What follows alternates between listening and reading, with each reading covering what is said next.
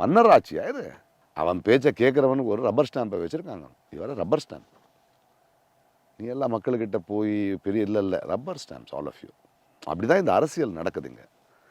இந்த மாதிரி ரப்பர் ஸ்டாம்புகளால் கான்ஸ்டிடியூஷனுக்கு பிரச்சனை ஆகிடக்கூடாது அப்படின்னா சுப்ரீம் கோர்ட் சொல்லுது, according to the constitution, to uphold the constitution, democracy, ஒரு நியாயம், ஒரு ஜஸ்டியை அப்ஹோல்ட் பண்ணுறதுக்காக உனக்கு டைம் லிமிட் கொடுக்கணும், நீ அதை பண்ணி தான் ஆகணும்.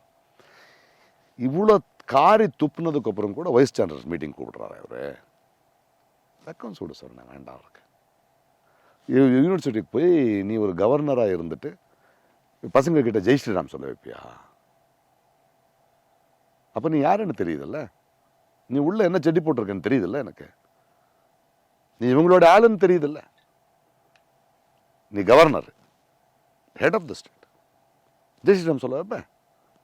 வாயை திறந்தா நீ யாருன்னு தெரியுது எனக்கு. உன்னுடைய செயல்கள் நீ யாருன்னு காட்டுது. ரூல் இல்லாமல் இருக்கலாம், பட் தெரியுதுல்ல. நீ வேணும்னு ஒரு தேர்ந்தெடுக்கப்பட்ட ஒரு கவர்மெண்ட்டை வேலை பார்க்காம 10 பில்லுக்கு கீழே உட்காந்துருக்கன்னா you are a criminal. You are committing a crime on the people of this country. You are trying to kill the constitution which is the spirit of this country. அதெல்லாம் ஏற்றுக்கவே முடியாது. It's a fantastic judgment. And அந்த ஜட்ஜ்மெண்ட்டும் நீங்கள் பார்த்தீங்கன்னா அதுக்கும் தமிழ்நாடு தான் காரணம். அது இன்றைய போராட்டம் கிடையாது. ஃபார் டிகேட்ஸ்லேருந்து நடந்து வந்துட்டு இருக்கிற எல்லா கேசஸும் பார்த்துருக்கு சுப்ரீம் கோர்ட்.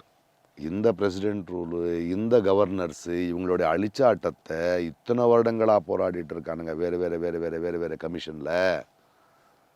அதெல்லாத்தையும் எடுத்துகிட்டு ஓஹோ இவ்வளோ நாளாக நடந்துக்கிட்டு இருக்கு, இது இப்படியே விட்டால் நடக்காதுன்னு ஒரு தீவிரமான ஒரு ஹிஸ்டாரிக் ஜட்ஜ்மெண்ட்டு ஏப்ரல் எடுத்து கொடுக்குறாங்க.